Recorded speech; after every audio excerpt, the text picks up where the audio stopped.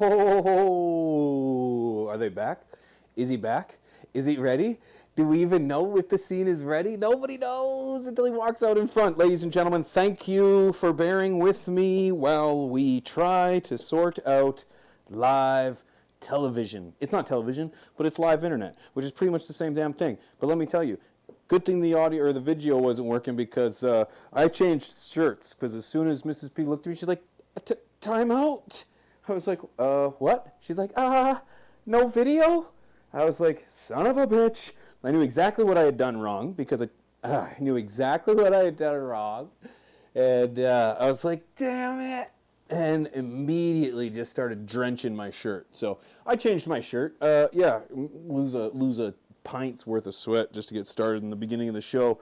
That's how we get going, and I figured it was that bad that we would start it again. So ladies and gentlemen, welcome in. Please make yourselves comfortable. I hope you guys are well and warm, kicking it fly. Welcome to an evening of tea with P, where the T is beer and the P is me, and boy, we're gonna have a lot of fun. We've got a lot to discuss this evening. Let me tell you, everything from deletion on the cannabis front to treatments of psilocybin that might actually be more legitimized, and the father of the slain son who was stabbed by the woman who claims cannabis psychosis is calling out the court's verdict, and we're going to talk about it all this evening. It's got some stories and everything, but before we get started, I just want to say thank you guys for being here, supporting me, because even though we're 30 minutes late, we're right on time. And if you thought that we were having technical issues, you were wrong, actually. The issues, that was you. That was on your end. Before I get started as well, I want to give a huge shout out to Mrs. P, who has to deal with my whining, complaining, stressed out, nervous ass when the audio and video isn't working. And I just start drenching sweat, and I can't blame her for anything because she doesn't know anything. So I'm like, damn, it's my fault. Oh, and it stings even more. So huge shout out to Mrs. P for making things work around here, because if it wasn't for her, the show wouldn't be possible. So huge shout out to Mrs. P running the P's and Q's. She's got it. And for all of those that were conspiring against Winksicus for sabotaging the show, obviously that is true. And I'm assuming that that's why we didn't have video either earlier. So wink. Bro, appreciate it. Lots of stories. I want to know in the chat right now, what are you token on? I've got myself a little bit of this blend. We've got the Dreadnought OG on tap, coming out of the Jets Filtration 22-inch Master Bong right there. Actually, in fact, has leaked a little bit of water. Not a huge deal. It does that sometimes when I don't twist the cap on all the way. What are you smoking, man? Good to see you guys. It's good to see you guys. I'm so glad you're here. Oh, drippity drip. Yeah, there we go. What are you guys smoking on, man? I see Bling crossed with Black Widow for Seeker, man. That sounds great. You got the GGK2 for Dave. We got some grape gelato for Joey. Let's go. Sabanic. Smoking that AK-47, bro. Gelato Pop for DR. Let's go, man. That's wicked, man. I'm glad everybody's in the chat. Glad you guys are smoking on that strong. You guys already know what it is. Huge shout out to Matt from Can THC TV. He's going to be joining us later on at the top of the second hour, if I can ever get through the first portion of this show. But before I do, I'll tell you what I haven't done. And that's enjoy myself a little bit of a bowl of lettuce over in the garage. For those of you that are new here, I made a very, very specific promise that I would not blaze in the studio. Okay, Warner Brothers made me sign a contract. They said, hey, Pigeons, we don't mind you being here, but as the Warner Brother Studios, we need you to understand that weed is kind of frowned upon. And I said, whatever. Is it okay if I smoke in the garage? And they said, yeah, that's no problem at all. So I've got my concept cars in the garage, and Rob still hasn't moved his yet. He's got to move it. But aside from that, we're going to have ourselves a great show. Ladies and gentlemen, if you haven't already, make sure you're following us over on Instagram at Pigeons420. Also over on X at Pigeons420. and over on Twitter. Nope, Twitch, my friends. That's where we get in a lot of trouble, and that's where I'm live far more often than here. So if that's something you're interested, come and hang out. So before we jump into the nudes too far, I also want to spend a moment. We're going to be talking about high again, but before we do that, I want to head off into the garage while we smoke a bowl. Who in the chat is going to be smoking with me? Ladies and gentlemen, I want to hear from it. Let's head to the garage.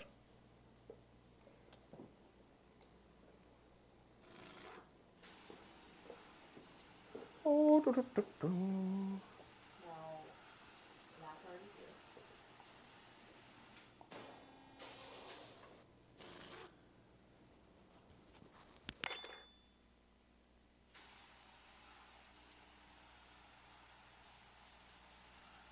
Oh, there we go. Just finding my way to the garage here. Don't mind me. Oh, we've got boxes stacked up. Oh, ladies and gentlemen, welcome. We're getting some video. We're gonna get some shots of the car just so that we can get a good look at what's going on here. But welcome to the garage, everyone. Which car is your favorite? Do you like the red one? Do you like the black one? But cheers, guys. Appreciate you. Question I pass to everybody: how many of you have to go smoke in the garage or can't smoke at home? I'm curious. Have to go outside. It's cold out. I'd hate to go outside. Cheers, friends.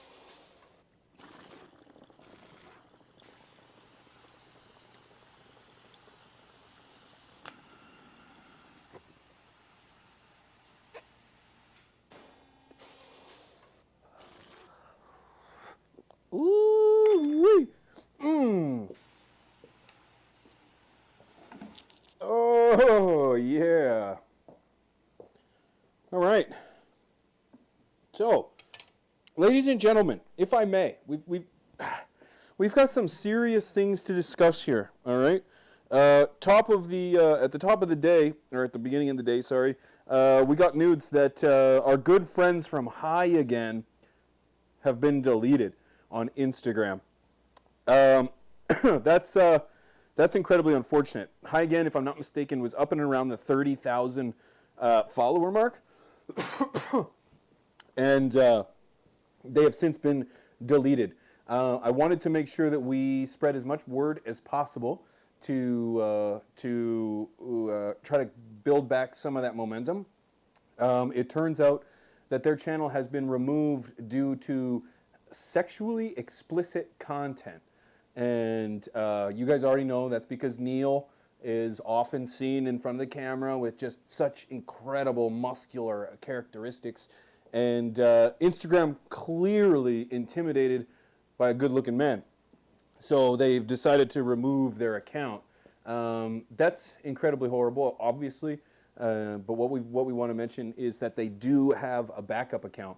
We also have the link available. I'm not sure if Mrs. P can fire off the link or if we can get maybe someone of the mods in the chat can put up a link for their new channel, or sorry, their backup channel. But I really think it's important that many of us band together. And I know some of us were like, oh, well, I don't even really like them. I don't give a shit. I really don't. I think it's important that as a community, we stand together. We anoint each other when we need each other the most. And whether we get along or not, we have a common denominator here, and that's that we create this kind of content on these platforms. This kind of content is often villainized and unreasonably fucked with. Sorry, I can't think of a better word. You're going to have to edit that out. So it's inevitable that we have to worry about this. I just want us to know that by banding together, they can't take us all down. They won't. They tried to in 2018, and they were unsuccessful. Why? Because there was so many of us. And in fact, there's other apps that sprouted up in lieu of that. So we will not be stopped. We are unstoppable. However, in the meantime, I want us to go over to their channel or their new page. I want to hit them with a follow button and let them know that we have got their backs. Okay? Okay? So, I believe we got a link down. There it is right there. Boom. Thank you guys. Thank you, Insanity, so much for that. I appreciate that. So make sure we head on over there. Other big nudes, actually, as a matter of fact, heading over to heading on over to the marijuana moment, if you will. They've got an article here that says that there is a new Hawaii bill that would create a limited therapeutic psilocybin program to treat certain mental health conditions. Chat, what do you think? Yay or nay on the psilocybin treatments?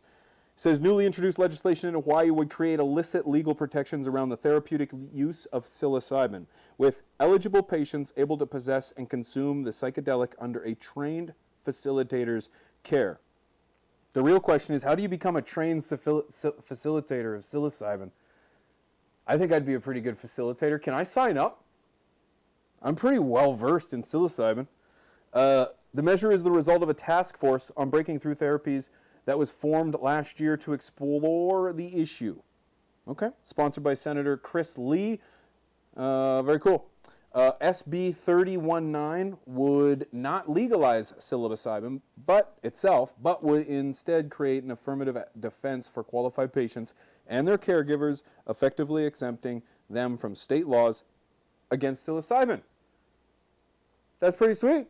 That's pretty sweet. I do believe, we actually read an article last week that suggested that we were going to start doing trials for the LSD.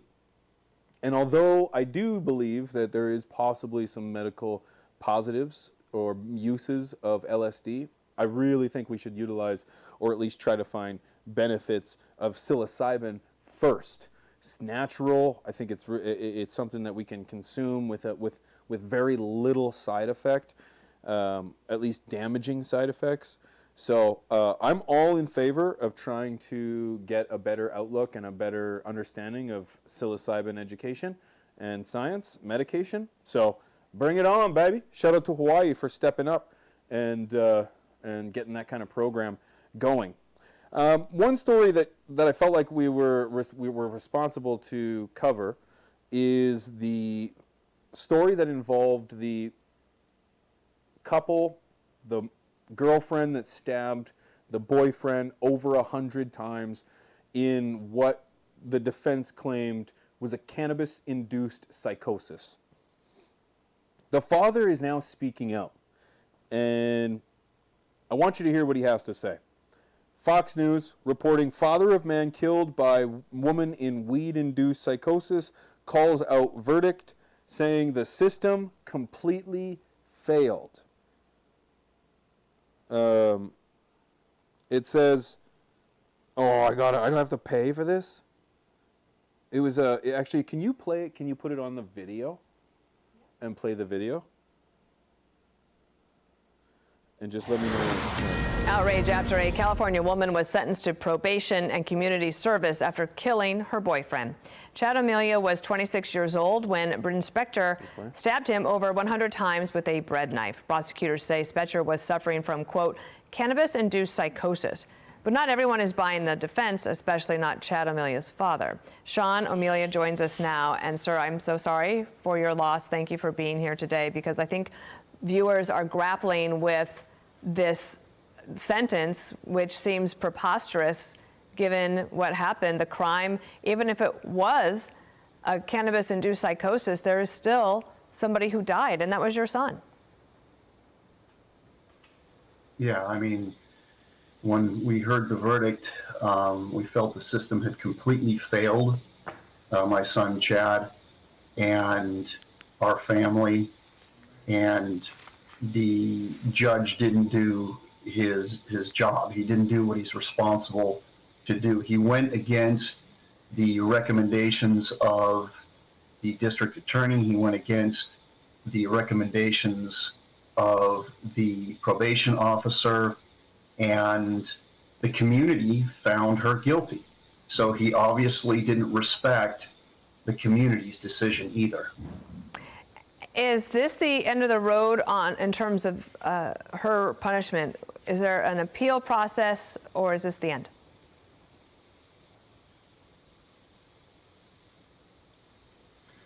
You know, I'm not sure, Dana. I haven't discussed that yet with the district attorney. I think we are going to meet sometime in the future here, and I will ask him those questions. For now, I'm just trying to spend a little time with my son, Shane. He's been through hell this past 5.5 years, as I have.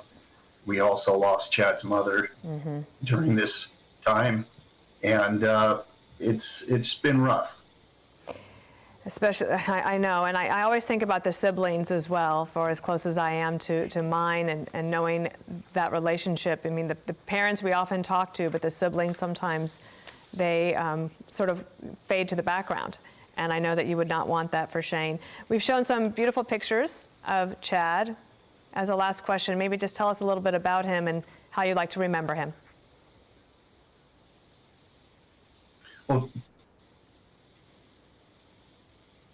first of all, if I had the opportunity to say something to my son, I would tell him that I love him, I'm proud of him, and that the only thing that separates me from him now is time. And I will see him again on the other side. Anybody that knew him as a very social person, a person that would engage with anybody. It didn't matter who you were, what you were about. He was truly interested in you, and he liked to help people. He really did. A couple of his fraternity brothers came up to me at the funeral service and said that he was really instrumental in them actually making it through school and finishing their degrees. He had a beautiful smile, as I'm sure that your son Shane does as well. Thank you, sir, for being on, and we'll keep following this case as you decide what to do. Okay, so I got to be totally honest with you. I've got to put myself in this father's shoes, and the verdict, if you recall, and I know they mentioned 2 years probation and 100 hours of community service. I think, man, I do believe the system failed. I don't think this was the right decision. Again, I did not follow the case really all that closely. So for me to really have a hard, steadfast opinion on this is very difficult because I don't know what it is. Although this has to be unprecedented. This has to be a first. And these people, the critics to our plant, are going to run wild with this information. It seems that there's more at stake here, or not at stake. There's more behind this story here that we're not understanding. Was she on other medication? Was there alcohol involved? Was there, what other things were involved? And I'm sure a judge and jury and a court system went through all that. But to come to the conclusion that it was an induced psychosis because of this plant, it just seems like, maybe this is a bit extreme, but would it be too much to think that maybe the system is trying to give our plant a bad name? And that maybe this is just a huge, far step just to say, hey, look at how bad this plant is? Maybe it's just my tinfoil hat. I got it on tight, so let me just loosen it up a little bit. But it's very fishy to me. I think very fishy to me that that this is coming about like this. And I need to look into it a little further before I just take it for face value. But what do you guys think? What do you guys think? Do you think it's possible that that there's more to the story than this? Is the system just stacking the cards against our plant? Or is it possible that she suffered from an induced psychosis because of the amount of cannabis that she ingested, and she's getting off of it because she involuntarily consumed it because the defense proved that she took it after he said, take another one, because it didn't work. So what do you guys think? On to some good news. Northern Minnesota Community College offers some cannabis courses. Let's go, baby. Let's go, baby. More and more people across the country are going to have access to good quality canna education.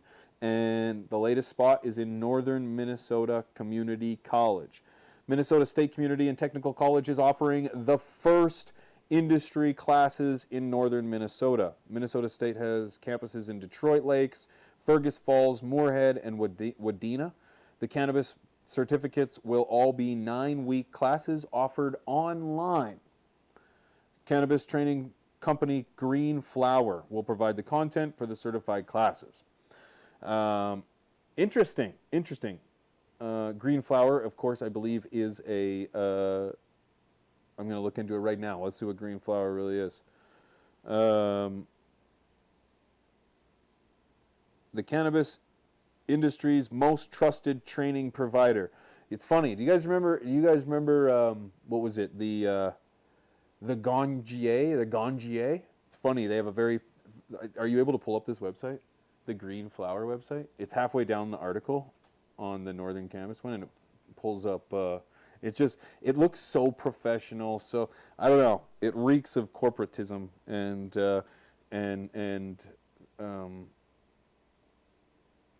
commercial. Did I say commercialism? Yeah, just commercialism of our plant rather than the grower focused. And I'll be curious to see if that's how it's oriented. Is it grower focused or is it dispo focused?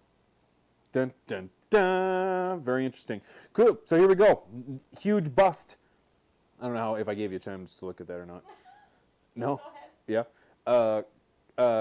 Cruise passengers aboard a cruise. Cruise passengers discover 70 kilograms of product on a Norwegian cruise. Yeah. For some reason, this article isn't working for me. Is it working for you? Yep. Okay, I can't see nothing. It's blank for me, folks. So I'd like to. Yo, John. It's not working. No, it's not Mrs. P. Falls. She's doing the buttons. You're supposed to do the articles. John, go home. Sorry, guys. Fuck. So needless to say, I bet you that was a good article. It was. John's gone. That's a good article. Oh well, I got nothing. Sorry, John. You kind of screwed me on this one, partner.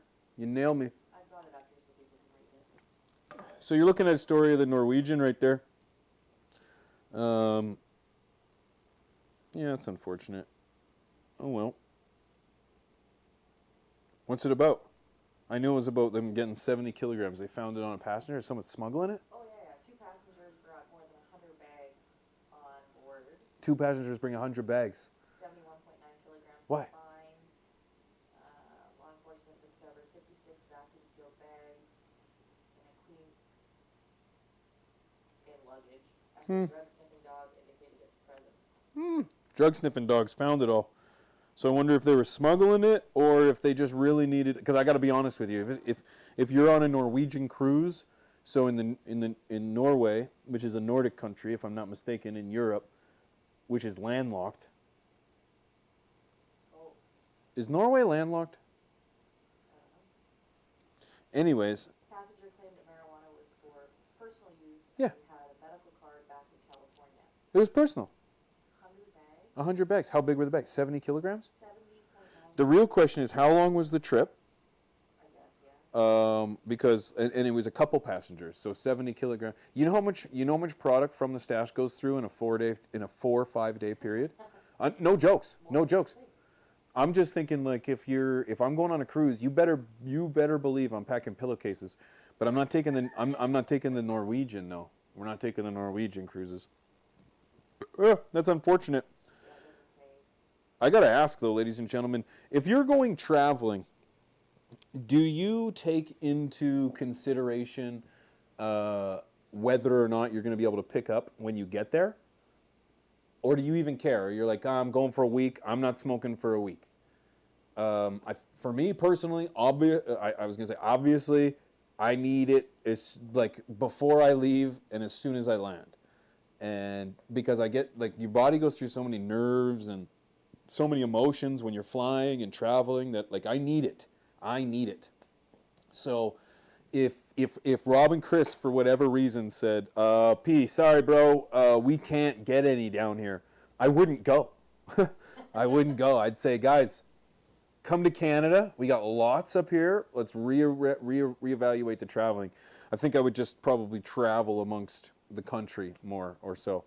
But I got to think, it was 70 kilograms. How many pounds is that? Probably. Well, it's 2.2 kilograms to a pound, if I'm not mistaken. So divide that in half. So 70, it's like 35 pounds. Or other way around. 71. Other way around. It's 140 pounds. 158. 158 pounds. So 158 pounds. Holy shit! That's a lot. You're on a boat. It's rocky and stuff. Like, you're not going to feel good. I'm Chad Westport, what do you think? How much are you bringing on a Norwegian cruise, bud? What do you think? How much are you bringing? I'd be curious to know because, that's 150 pounds. Maybe it's a 30-day trip. 30 days, and you need to be able to supply some of your friends. Go with a week. Jeepers Louise, Batman. 150 pounds. That's a tough one. That's a tough one to justify. 150 pounds of swag would suck. So if you were stuck with 150 pounds of swag, stuck in the cruise in the middle of nowhere, you'd be smoking all day, just nasty, just bunk stuff. But East Coast says he'd bring a suitcase, 2 vapes, and a seahorse, bro. A seahorse Pro. I've never heard of a seahorse. Wow. Half pound a week. Yeah, I guess so. Well, I guess you learned something today, ladies and gentlemen. I want to mention to you, if there's a story that you have that's either going on in your local area or it's something that you've got going on in your country, whether you're in North America, you're in Europe or Australia, I want to hear from you. If you go to my X account, you can follow me at Pigeons420. You can follow me there, and you can hashtag or you can at me anytime if there's a story or something that you would like to talk about. Because whether it's this story, the cruise, or anything as far back as the psilocybin treatment, I want to hear from you. I want to know what you guys think, because this is a community conversation. Although I can really only see like 8 comments at a time when it's so far away like that, it is a community conversation, and I want to hear from you, because the conversation can be started, and we can really probably maybe even learn something. So I'm interested to hear from you guys. You can find me on my X, or I do go live just about every damn day over on Twitch, twitch.tv/pigeons420. Go and check that out. I was gonna say from the stash, but you guys already know. That's gonna be live too. So make sure you guys are checking out From the Stash over on Twitch as well. So make sure you're following both of them. And turn on your noties, boys. Turn on your noties. All right? However, my stress level is very high still, but I feel like I'm coming down since I'm here with great company. I'm going to head over to the garage, ladies and gentlemen, before we sit down with our boy, Matt, from Can THC, man. It's going to be such a great conversation. I am so stoked. This guy's just such an awesome guy. And if all goes well, we might be able to just get through it without a hitch, eh? Hey, maybe. I doubt it. It doesn't matter. That's what it's all about here. We're having fun. Before I do head off, though, I'm going to pack this bowl. And while I'm not actually packing this bowl, YouTube. No, I actually am having some plumbing issues over here on the side of my television. This is my regulator, and I'm trying to make sure it's a water-cooled regulator, and it allows me to keep the TV always running. This is actually an aquarium. All right, so fuck it. We're packing a bowl. Dang it. I still got water everywhere, but we're gonna pack a bowl. Or I'm gonna pack a bowl. I want you to pack a bowl. And I want you guys to join me in the garage. If you're just getting here, I want to hear from you. What are you smoking this evening, ladies and gentlemen? What's in your bowl? What's in your bowl? I got a little Dreadnought OG tonight, ladies and gentlemen. So let's go head off into the garage, shall we? All right, let's go.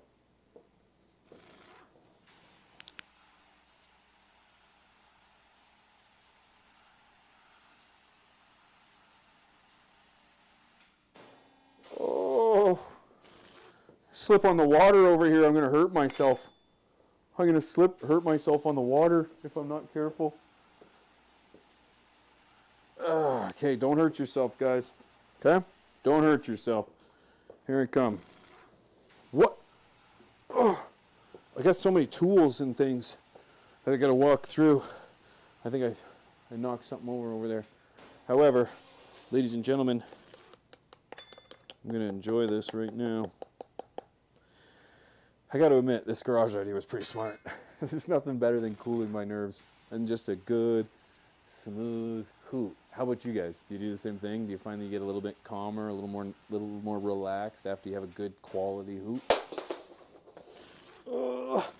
Dropped. Or does it bring on paranoia and uncertainty? What do you think? Want to hear from you? Cheers.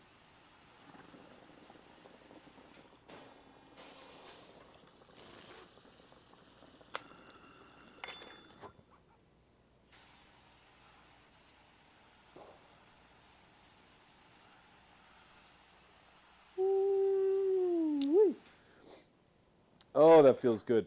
That's some good stuff, ladies and gentlemen. Oh, here's to some great herb. Cheers, guys. Oh.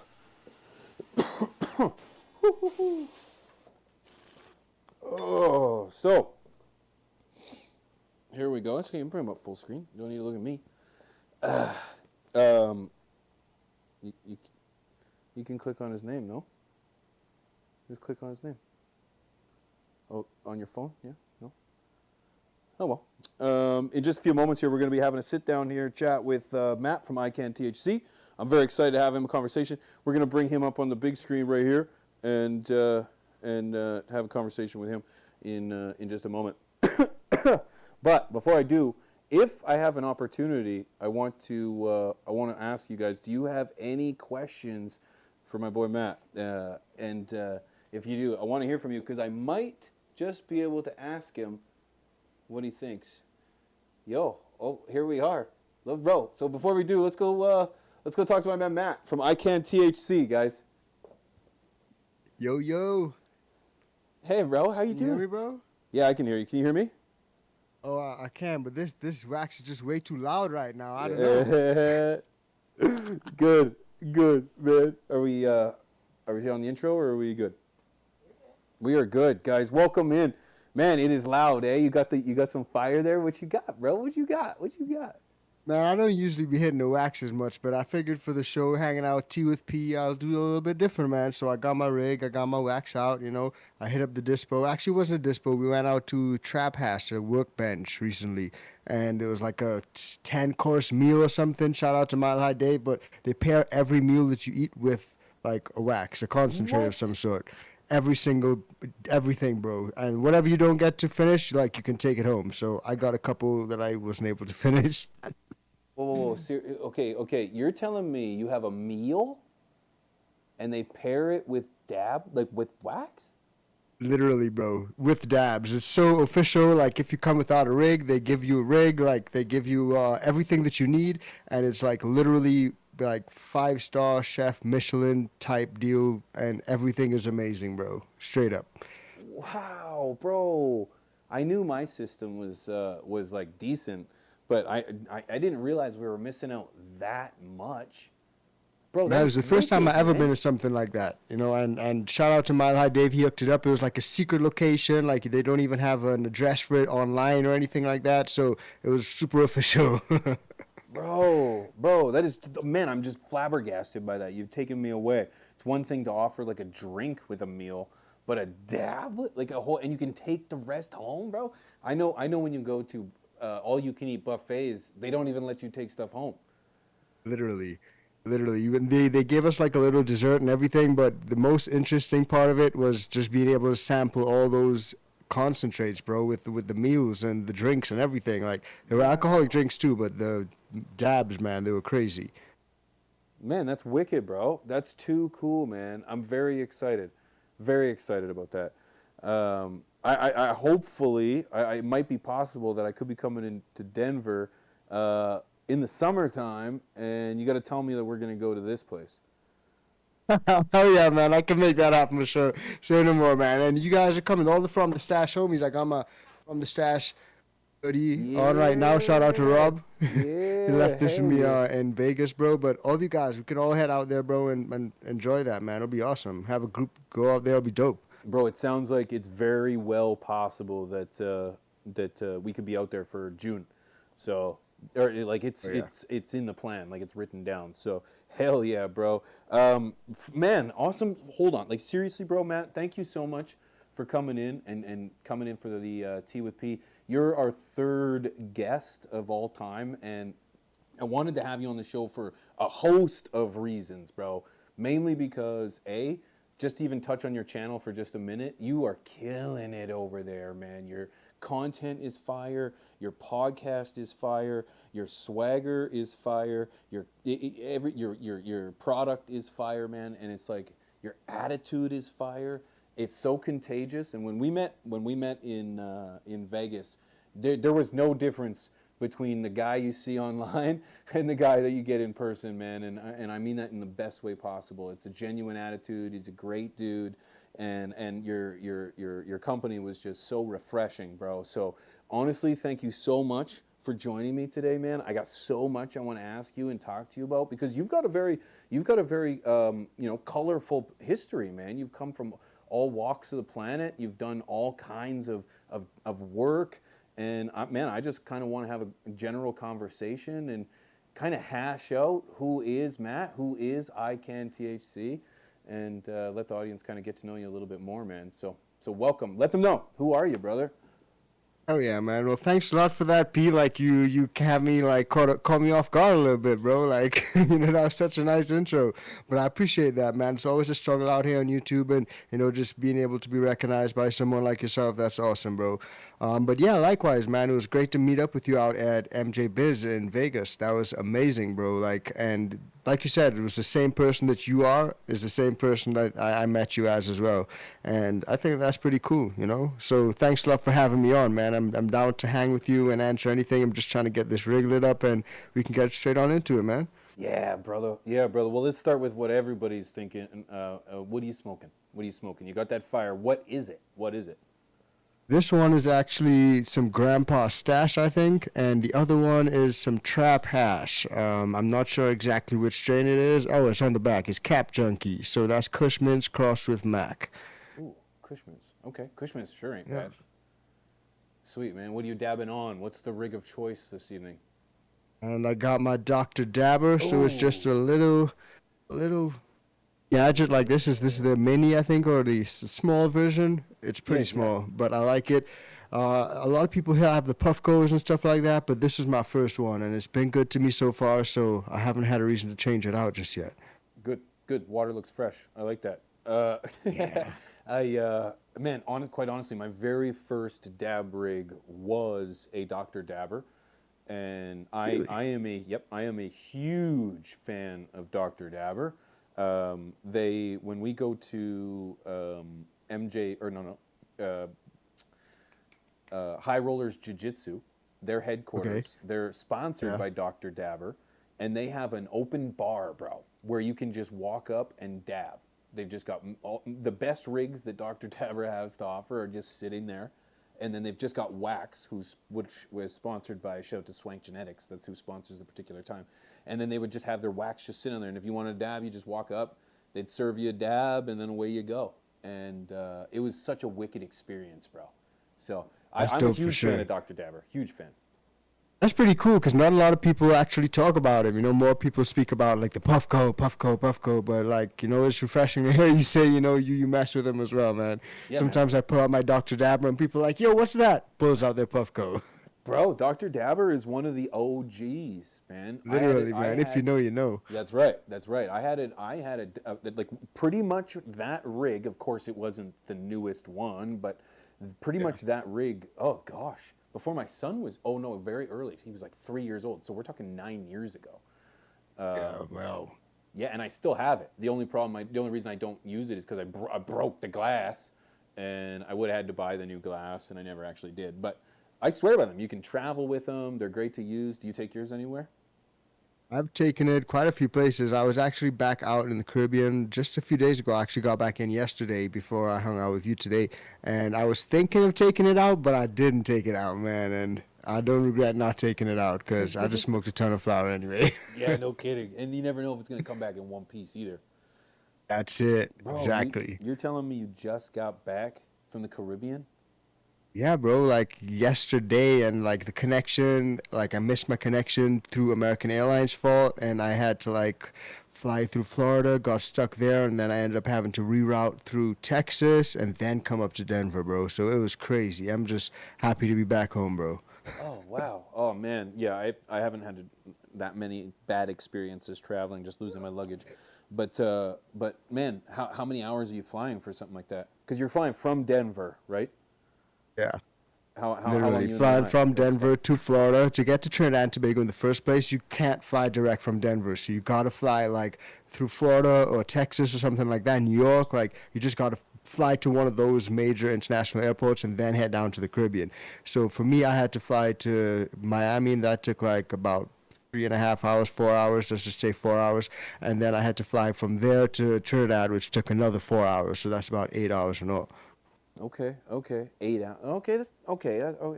God, I'm gonna try to convince you like that's not horrible, but It is. it is. Yep. Don't okay, try. You said Mrs. P was on the other side of the monitor going, "It's not bad. It's not bad," because she wants to go, right? And I'm sitting there going, 8 hours on a flight. Like, oh my gosh.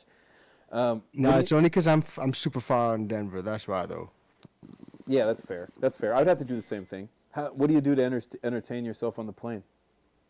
Bro, I sleep, bro, like straight up. And my Yeah, wife is yeah. always so envious because I literally just sit down there like a zombie. Not even like a zombie, bro, like a mummy. One of those old mummies that are wrapped up and they don't move and shit, bro. I'm literally just sat like, and I don't move at all, bro. And I sleep for the entire thing. When I land, I wake up. It's like built into me. That's so good. So that 8 hours is like nothing. Do you get Yeah. jet lag? Do you get jet lag, or is the rest A just little bit, because out here we're like 3 hours behind Trinidad and Tobago in the Caribbean. So, like, Oh, yeah, a little oh, bit. There would still be. And then you're above sea level, right? Like the oxygen level up there. Like, isn't that right? Isn't Denver high up? Yeah, like 50 to 80 feet above, and it's like a mile high. You call it Mile High City out here. Oh, It's that's right. super low altitude, bro.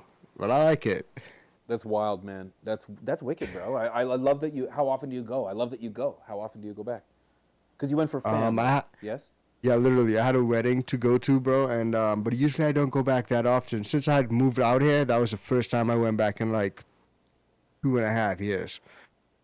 Okay. So yeah. Okay. So not too often, but regularly. Yeah, I would like to go back more, but I just couldn't go back, in that past 2.5 years. I just had too much shit going on. Yeah. Yeah. No kidding. Yeah. No kidding. Was it a good buddy that got married, or like family? Yeah, he was close, bro. Like my literal blood brother. So I had to go back. I was his best man and everything, and I had to go back and show some love for the fam. Of course, brother. Best man. You were the best man. Yeah, Oh. me and my other bro. It's only two best men / groomsmen. So Yep. it was super small, bro. Like when I say small, really small, but it was still good. That's wicked. No, those are intimate. I love those, man. I've been to those too, and it feels special when you're just amongst Yeah. a good family, man. And yeah, it feels really good too to be a best man. That Yeah. must be a homie. Yeah, it must be a homie. That's dope, brother. So you grew Literally. up in Trinidad, Tobago, correct? Is that where you were born?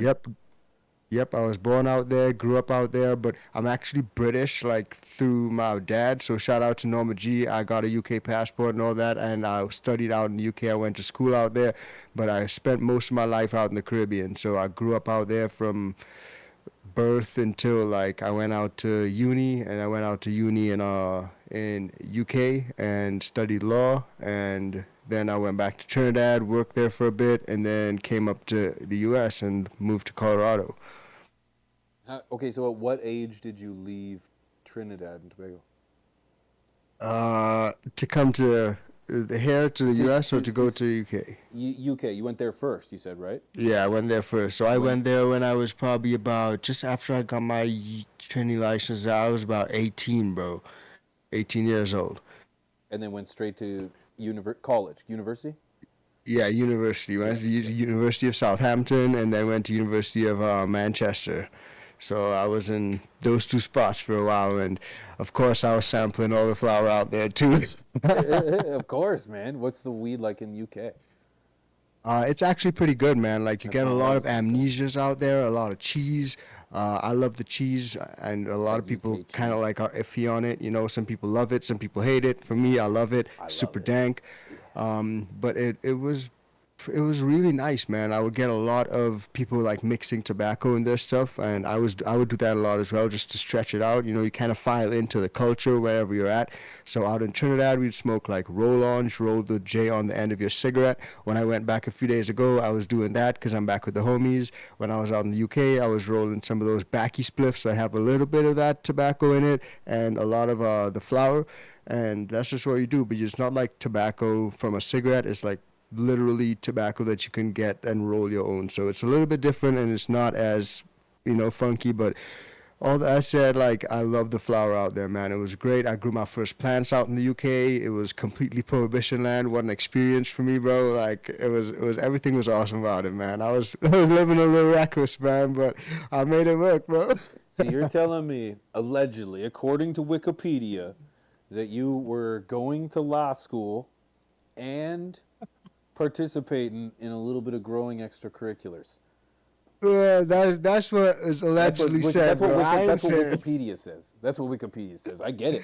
I get it. That's wild, man. That's wild. Yeah, you sure learn a lot, man. I imagine, you know, if one was to try to learn how to grow the plant in the UK, resources would be pretty minimal.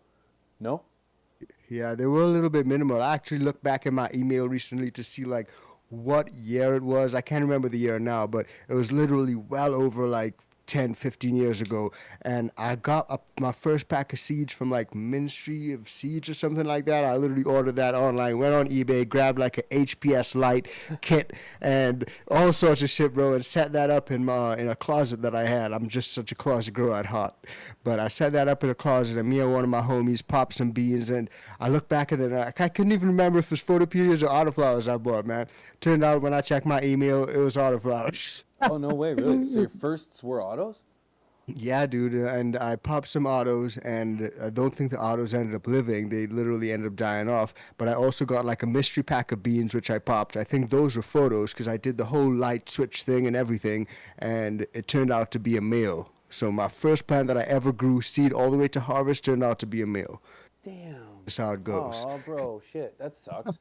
So you only grew one? You only grew one at the time? Yeah, after Yeah, that, so- we literally locked up shop. We were like, you know, this is too much heat on us. Like, I'm in uni, and my roommates, I was living with two roommates as well. One was a girl, one was a guy. The guy was super cool. He was, like, buying shit with me, even though he didn't smoke. He was, like, buying some of the equipment. He's like, yo, we got this. Let's try that. But the girl was, like, super, like, scared, bro. She was not on it. She was like, yo, y'all need to stop this. Like, I told my brother about this, and he's not happy, and, you know, y'all need to stop this. And, yeah, so we just ended up saying, you know what, fuck it. Like, let's just stop. Pack up, yeah, pack up. And then you quit for a while? Yeah, and then I quit growing for a while, and until I actually moved back to Trinidad. And when I moved back to Trinidad, shortly after that, they legalized home grows, decriminalized, just possession and all that. You can have up to 28 grams. You can grow up to 4 plants per person per household. So it was just like, yeah, I'm gonna get straight back on into it, man, and do it full on, and nobody can tell me shit. I ain't gotta worry about the law, about who's worrying about my electricity consumption and all that kind of stuff. So I was just like going hard. So before we get into that, my question is, like, because I have no idea what it's like to live in your area of the world. You moved when you were 18, so you spent your entire childhood in the Caribbean? Literally, bro. What's it like running the streets as a mini ICANN in the streets of Trinidad and Tobago? Dog, one thing I can tell you, living out there, real different, dog. Everything is going real wild, boy. If I tell you how this thing is going, that, bro, is pretty much how I live my whole life. I was like, bro, I had you for the first 3 words. I was like, shit, I'm losing them. I was like, how many beers have I had? Holy fuck, what's happening to me? Man, that's hilarious, man. Okay, all right. So, okay, so it's the way of the people. Yeah. What's it like to be a young kid running around? Like, is it like, I honestly have no idea. Like, I don't want to be ignorant. They got regular houses out there? They've got got regular houses, but shit? it got electricity. You know, it's Okay, got so all they're that. more It's than like living on an Wisconsin. island. So it's a super small island. Like it's 1.3 million people or something on it, surrounded by water on all sides. So there's always beaches. You can see sea from pretty much everywhere you are driving at. You can probably see some sea. It's like real rural villages and stuff like that in certain areas, but it's also pretty modern as well. You see like a lot of nice houses, a lot of big houses. You can see you can buy like shit at stores and all that shit. But because everything has to be imported, because we live on a small island, prices are a little bit more expensive. So everything comes from like America or Canada anyway, right? So for me, if I had to like buy my grow lights, and this blows people's minds, bro? Like literally blows people's minds. Like I can't just hop on Amazon and buy something and get next day delivery, right? Even if I buy next day delivery, like it has to go to a Miami Skybox, which is like a shipping address that you have, a freight forwarder, and it will go there, and then they send it down to me in the Caribbean to Trinidad. And then customs got to clear that shit. I got to pay customs depending on the weight, the size of the package, a certain fee to clear that. If it's a grow light, that can run you about 200 US. So it's a lot of shit that, like, you just got to take into account. People don't even know that, so it's the same way, but just getting things, accessibility of things is just a little bit harder just because you're living out on an island, but it's beautiful. That makes sense. Yeah. What are the people like? Probably pretty free spirited. Yeah, pretty free spirited. Everything is like on island time. Shout out my man Norman G as well. He knows about that island time. So everything is slow, pretty chill. Like people have the saying like nothing really takes place on a Friday if you're working because no one's gonna really work on it anyway. Some people say that, but of course there are people who work super hard out there. Everything is, it's what you make it. So people really are go-getters out there, it's really, there's a lot of poverty out there as well. So you really have to like try to rise above it and figure out different ways to, just get out of that poverty.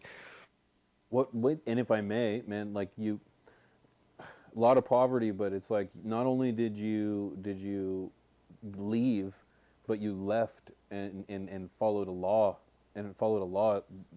career. Got to be honest with you, that's actually the same thing that I had in mind doing myself. I went all the way through university, graduated, and then I tried to write the law school admission test, and I failed that 4 times. I could not pass that test. It's one of the most difficult things I've had to do. Yeah, it is. Yeah, and so I understand how difficult it is to obtain, and I know that it really doesn't matter where you are in the world, particularly in England, where you still have to practice common law and. Literally, it's intricate and it's got a lot of depth and a lot of heritage or a lot of tradition, but you escaped that poverty, man. So family life must have been pretty good. Mom and dad were around. Good support. Yeah, both my parents are still alive and like they're together, so I consider that a blessing. I got like a lot of people, homies, who parents aren't together and stuff like that. So I think having like a stable household was important for me. Having values, morals, and shit like that. Not trying to like cut corners or anything like that. My pops always used to tell me, do it right or do it twice type shit. So I always tried to just do it right. And why I went into law as well is because, like, I don't know, bro. I wasn't too good with math. I wasn't too good with numbers and shit like that. Fuck chemistry, biology, science. None of that was good either. So I was like, what can I go into? And in grade 12, I went to a Canadian secondary school, right? Maple Leaf International, actually. And in grade 12, that's why I say grade 12, not 12th grade. In grade 12, it was when I did in Canadian law, and I realized, like, okay, I'm actually not too bad in this shit. And I came first in class. So I was like, you know what? I think that this is probably what I'm going to have to head into, bro. Like, yeah. I could talk. I could do good with words. I'm good with my words. Like, I could speak off the cuff if I need to and shit like that. And I just like grammar, Like, when I was growing up, that was what I was good at. I wasn't good at numbers and math and shit. Like, trigonometry. What the fuck is that, bro? So, yeah, that's how I ended up in that. And I think everything just worked out great, and I kind of mixed it in with like the cannabis and the just being able to medicate and stuff when I went out to the UK. And out in the UK it was also, coming from like an island life and having to move out to the UK where it's really rainy, super dry, dark, cloudy and type of shit like that. It was a little difficult at first, you got to figure out ways to, stay occupied and shit like that. So I just found myself, just blazing up, and that helped me to focus on what I was there for. At the end of the day, I was there for a goal. I had to pass my exams and do what I had to do and, get called to the bar and shit. So that's pretty much what I did. I just kept that in my mind and I focused on myself. A lot of people can go out to uni and get caught up in the parties and all that types of shit and lose focus, man. My focus was what I was there for. So the weed really helped me to motivate myself and to just stay focused and zone in. And that's something that I never really lost sight of. Even for my exams and stuff, I would rip a bowl and walk to my exams. Like I walk 10 minutes across to the building to do my exams, and I'll be stoned, bro. And I just know that I would remember everything that I was studying for. And no cap, like I did. Yeah, yeah. Well, yeah. If you've got the degree and the certificates to prove it, it was done. I did something very similar. I learned that I could use it to harness my focus and attention, the same as you did. Yeah. But I learned too that in particular classes, I remember taking philosophy and astronomy, I couldn't be baked for, bro. There was just some classes where it's like it was already such a mind twist that being high took me for a right turn, particularly in philosophy when they're making me think so critically. But at the same time, it was like it allowed me to it allowed my mind to be so malleable, where it was like I didn't hold any preconceived notions, I didn't have any bias. Well, okay, I can't say I didn't have any biases, but I didn't allow them affect where I was going with my education. I just kind of let it go. Herb helped a lot. I just had to know when to use it and how much. Facts. Yeah. 'Cause everyone reacts differently, right? That's it. Yeah, that's exactly it. And like for me, I couldn't blaze right before an exam. Particularly for me, if I was going to enjoy, it would be, or have an exam, sorry, I would enjoy a little bit first thing in the morning to get me stimulated, ready to go, and then that would be it. Yeah. And then I'd wait, and then as soon as I was done, it was a shot of tequila and a fat rip off the bong, man. For sure. What age did you start smoking at? I can't even remember, like I would like to say like maybe, I don't know, it was a Maple Leaf International School, it was probably like grade 9. I don't know what age I was in that grade. Oh God, what age are you in grade 9? 14? Like 14? 13, 14, 15? Probably something like that, yeah, pretty fucking young. Yeah. Couldn't drive yet. Couldn't drive yet, yeah. But it was flying, let's put it that way. Yeah, it was fun. We're driving, but we were flying. Do you remember your first time? Yeah, man, I actually remember, like, clearly, man. I was with a homie, and we were blazing up. His parents went out, and, like, back then, like, in the Caribbean, like, most of the weed you would get, bro, is not any of this hard trichome covered flower that is so common nowadays, bro. Like that's definitely not what was going on, bro. Like we were getting brickweed. It wasn't called Mexican brickweed, but it was the same thing. It would come from either Jamaica, we'd call it jam. It would come from St. Vincent, you call that Vinci, or it'd come from Colombia and you call that Colo or creepy because it creeps up on you. But all of it is brown pretty much. Right, but it can be green, but it's still hard. Like I went out recently, bro, like a couple of days ago to the Caribbean, grabbed some of that creepy, and I took a video of it. I'm gonna post that and show you how that shit was looking, bro. Is it brown because of the exposure to the sun? Because it's all outdoor. I would assume you'd. A lot of it is outdoor, but it's also like super compressed, and then they ship it like real far and whatever, and it's just super hard like a rock. Oh. It's got stems and seeds and shit in it. Like yeah. People think it's amazing. Like I've never seen brickweed before in person, in the flesh. Oh shit. Yeah. Wait, so that's what you had. So that's what. Listen. Wow. So that's what you had. That's what you had was the brick. Yeah, bro, that's literally when I first started off smoking, and like you get a lot of it. So I'll be like, okay, we can roll like 10 of these versus one of the loud. Actually, the first time I ever got kush was like a while after I started smoking, bro. And all that hard stuff would literally get imported to Trinidad from like Canada. Like the people literally be like, yo, I got that Canadian ting, bro. Like bring down the Canadian ting. Canada? No, the hard weed, the loud. The good shit. Yeah. Oh, okay. I was like, that's why I didn't see it. We sent it to you guys. Okay. Nah, the good stuff. The good stuff. Nah, the good shit would come from Canada, bro. So when the good shit comes down, like that's when I was like, oh, this is like a whole nother level of smoking. Like when Wiz Khalifa came out and started to sing all about kush and shit, that's when I first smoked kush, bro. Like literally. But before that, it was just pure brickweed, pure stems and seeds taken out of that shit. Sometimes you miss one, it smells really bad, and you got some explosions, fireworks in your joint. But for the most part, I remember the first time I smoked, it was with the homies. We were smoking up, rolling some roll-ons. I got super high. I was like walking over a balcony and thinking no one can see me and shit. Like, it's crazy how your first high is. You'll never get that feeling, you know? Some people's first high is crazy bad, and, you know, it makes them never smoke again. You're absolutely right. I had a good one. Yep, you're absolutely right. I personally didn't even really get high my first time. Like, I remember, like, then again, it was already a pre-rolled joint, so I don't even know what was in it, whether it was good or not, but I just remember didn't really feel anything. And I was like, man. Were you alone or with, like, people? I was with one other guy. Yep, one other buddy. And then we even got busted. We got busted. Yeah, by his brother. And then it was scary because we were so frightened, we could hear him come quick because my buddy had a farm. And we went into a barn, and his family was so religious. And we was very scared about getting caught. But I remember I just remember that we had we knew we had this joint and we had to figure out when to consume it. So we waited until so late at night, and we went out to the barn. And the barn was nowhere near anywhere. It was like, I wish I could remember.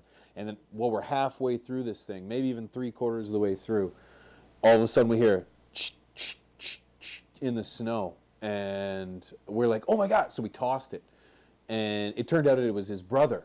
He's like, what are you guys doing in here? And he's like, he's like, were you guys smoking here? Why wouldn't you invite me in here? Come on. We were like, what? No way. And so it was the first time the brothers figured out that each other smoked. And, that's crazy. And then we threw out like 1/4 of the joint left anyways into the snow.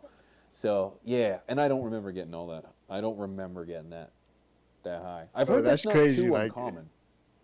And you guys are hiding from each other, and everyone is blazing up anyway. Yeah, exactly. Yeah, everybody's enjoying it, and we all do it anyways. Yeah, exactly. Yeah.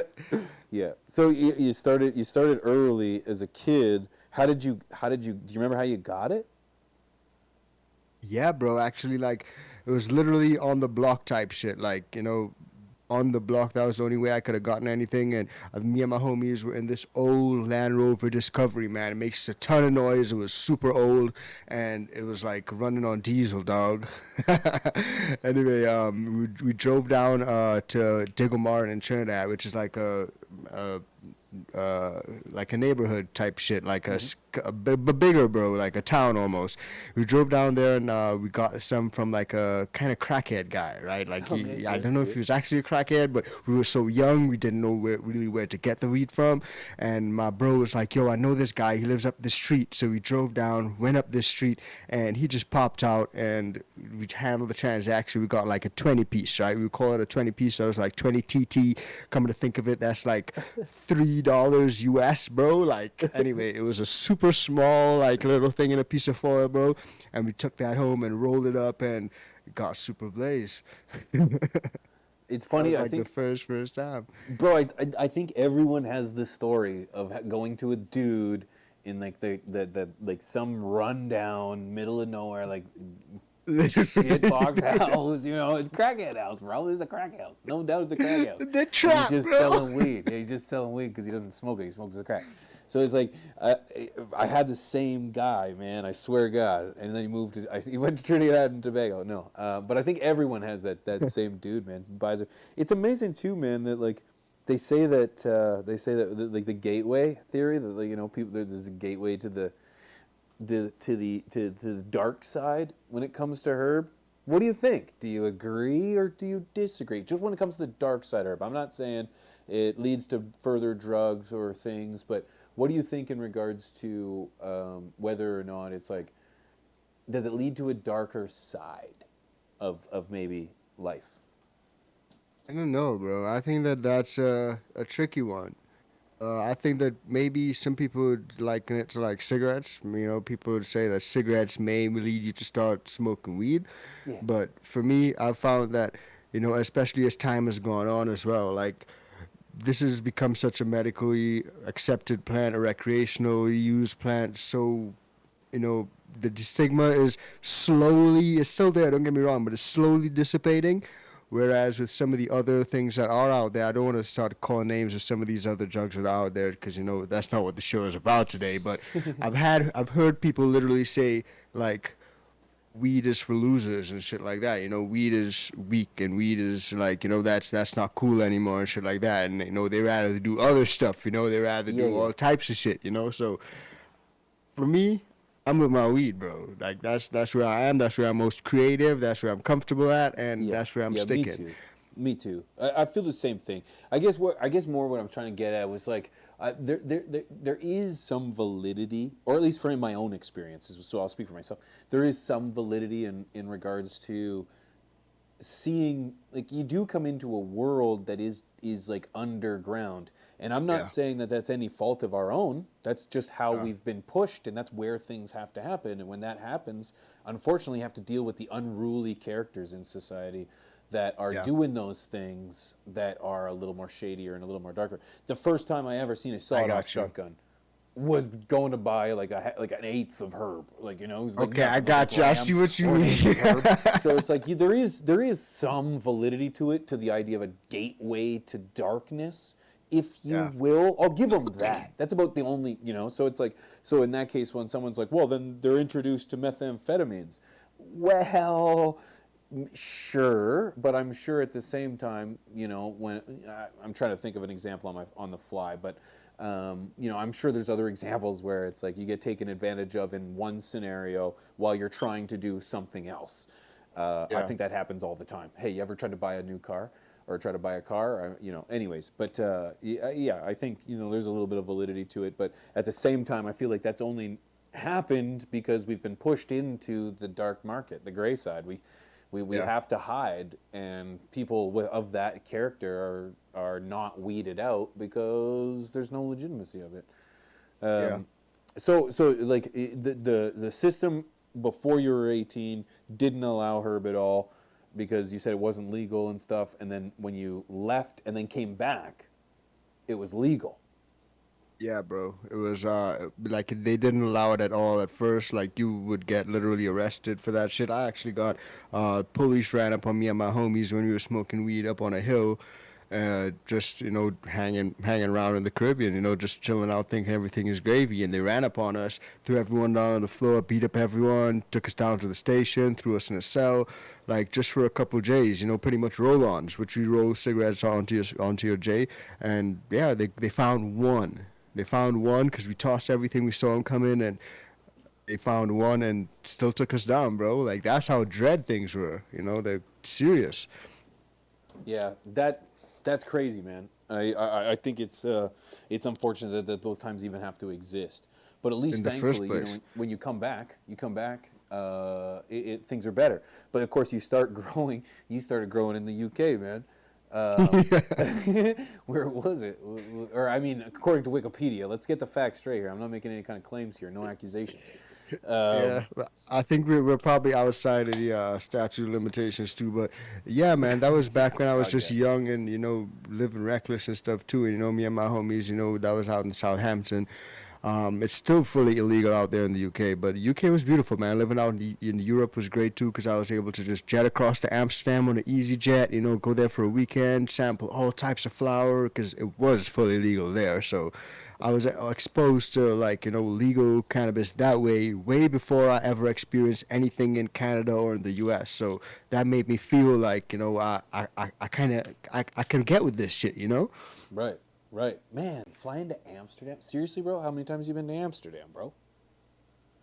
A lot, bro. Like, I used to literally just head across there for weekends sometimes. I went with homies. Like, it was just all the coffee shops and stuff. You could just go and blaze up, have a coffee, have a J, and there's just so much weed, bro. Like, it's usually, I think it was like just under 10 euros for a gram. So I'll just go across there and sample all grams and all types of shit, you know, and I'll just go crazy.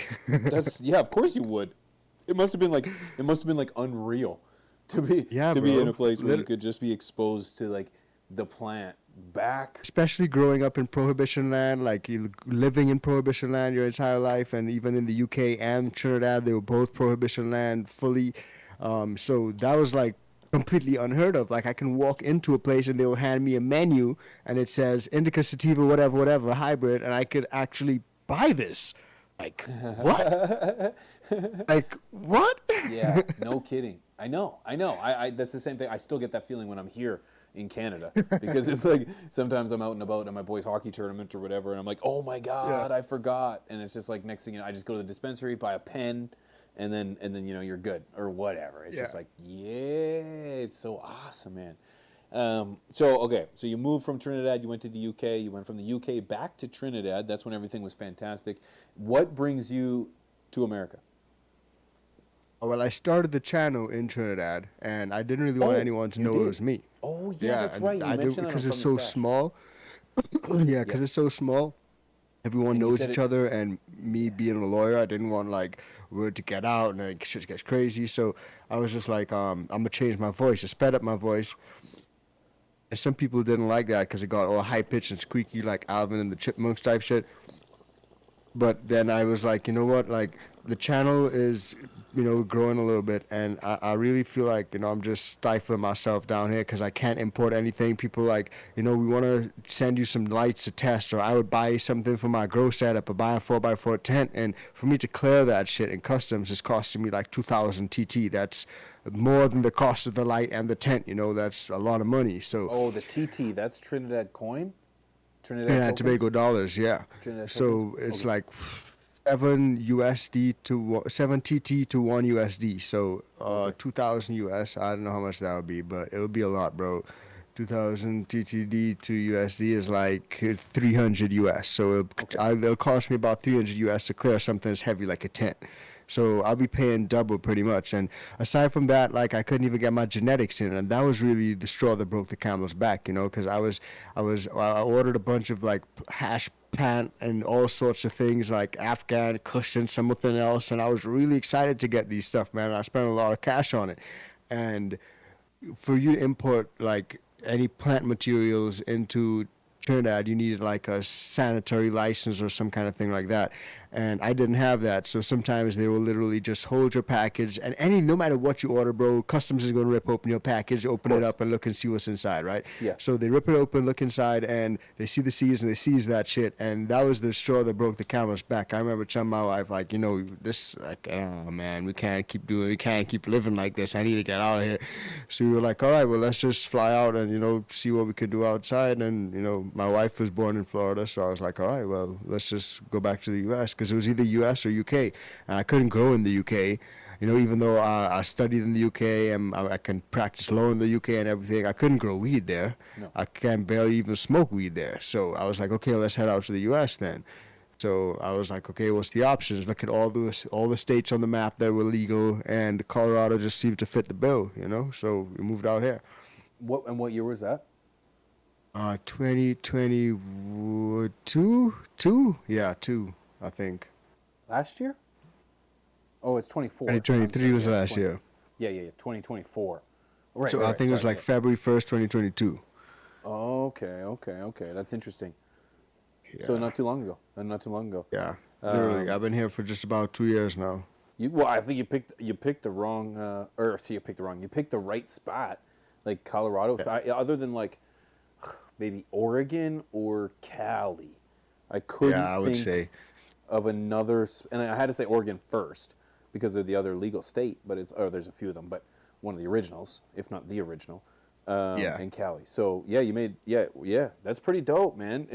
You have no problem with the weather because I know it's similar to what some of us Canadians have to deal with. You do have snow and minus. Yeah, we got temperatures. snow, but we got a lot of sun. So I don't mind the sun, and I don't mind the snow either, because snow is beautiful to me, but like, it is a little cold sometimes. That's probably the only thing. But then I went back to Trinidad the other day, and it was super hot, and I was driving around, and I was like, man, how do people fucking live like this, man? Like, like I was dying, bro. Like, I was looking at my wife, I was like, babe, is this what you've been missing? Like, nah, take me back to Colorado, bro. That's funny, man. No, that's great. You totally do get adapted to your climate, and spending time in Colorado. You're gonna be cold. How cold does it get? I can work in freedom units. It was like minus 23 recently, but it's more about the dryness, right? freedom Because it's so units? high and shit. Fahrenheit? Degrees Celsius, by the way. Degrees Celsius. Okay, I'm okay. a I was like, Celsius holy guy. My bad. shit. Sorry. No, okay. I can work in freedom units. I'm pretty good at transferring them between Canadian and freedom units. So, or Celsius and Fahrenheit. You're pretty good. I can't do that shit. No, I know that but the 32 is freezing. So from there, and I know that 40 minus 40 freedom units and minus 40 Canadian are the same. I don't know how that works out, bro, but they're the same. I don't either. And then yeah, 70 is 20. So I just pretty much guess from there. It's all just a guess. It's all just a guess. Pick it around and try. Yeah, and they'll be like, yeah, it's close. I'm like, yeah, it's fine, bro. That's fine. So you started your YouTube channel, brother, man. How does that get started? Walk me through that, because as someone who's started content creating in this space, I know the nerves, because you started it in a prohibition land. I know the nerves. I know what gets you, who's studying law or did study law, to get into creating YouTube content. Well, to be honest, bro, I was always like into like music, not really music, but like content creation, you know, like I didn't even know that was a thing when I first started doing it.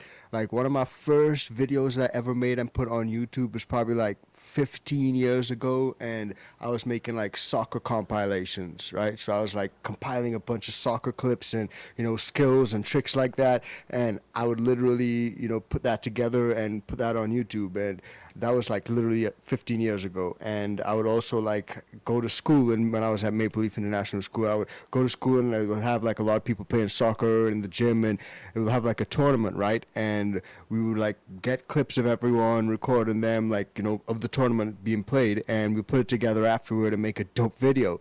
So all those stuff I was always into, like video editing, that type of stuff, like I was always into it. But then I sort of like took a stop when I was studying law. But even when I was studying law, I was into sneakers. Like I got a bunch of them on the wall in front of me right now. I had an Instagram page, so I was always creating content in one way or the other, right? And like Icy Soul Mafia had like a lot of followers on Instagram, and I just sort of stopped posting on that, and then I started up like I Can.